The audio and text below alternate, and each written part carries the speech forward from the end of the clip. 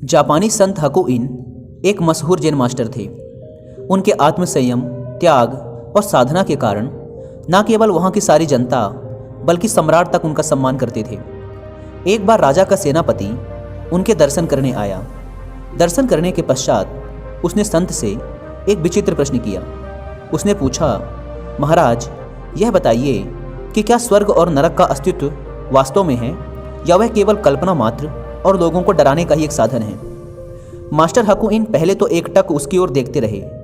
फिर उन्होंने उससे पूछा, अच्छा, पहले यह बताओ कि तुम काम क्या करते हो। सेनापति ने गर्व भरे स्वर में उत्तर दिया, मैं एक सेनापति हूँ। संत हकुइन ने शांत स्वर में कहा, क्या कहा? तुम एक सेनापति हो? पर शक्ल से तो तुम किसी भिखारी जैसे लगते हो। जिसने भी तुम्हें सेनापति बनाया है वह अव्वल दर्जे का बेवकूफ़ मालूम पड़ता है। यह सुनते ही उस सेनापति की त्योरी चढ़ गई। भयंकर क्रोध में उसका हाथ सीधे तलवार की मूठ पे चला गया।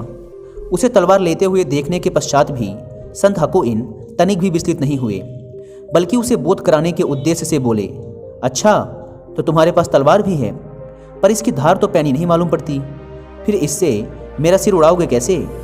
मेरी मानो तो तुम्हें कोई दूसरी तलवार लेनी चाहिए। हकुइन के इन शब्दों ने आग में घी का काम किया। सेनापति का क्रोध सातवें आसमान पर पहुंच गया। उसने झट से तलवार मयान से बाहर निकाल ली। तभी संत प्रेम से बोले, लो, अब नरक के द्वार खुल गए। उनकी वाणी की अपूर्व तेज और निर्भीकता को देखकर वह नतमस्तक हो गया। उनकी बात पूरी होने से पहले ही उसने अपनी तलवार वापस मयान में रख ली।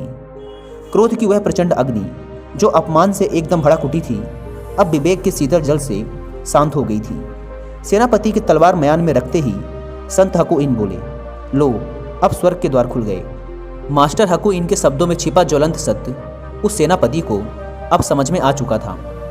वास्तव में व्यक्ति जिस क्षण क्रोध की अवस्था में होता है उस समय वह नर की स्थिति में ही होता है, क्योंकि क्रोध में बुद्धि विवेक काम करना बंद कर देते हैं। सोचने समझने की क्षमता नहीं रहती, कर्तव्य अकर्तव्य का ध्यान नहीं रहता। बस एक प्रचंड अग्नि हमारे संपूर्ण अस्तित्व को जलाने लगती है।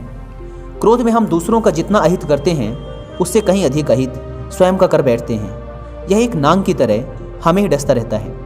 जिस समय हम क्रोध के राक्षस से पीछा छुड़ा लेते हैं वही समय हमारे लिए परम शांतिदायक बन जाता है।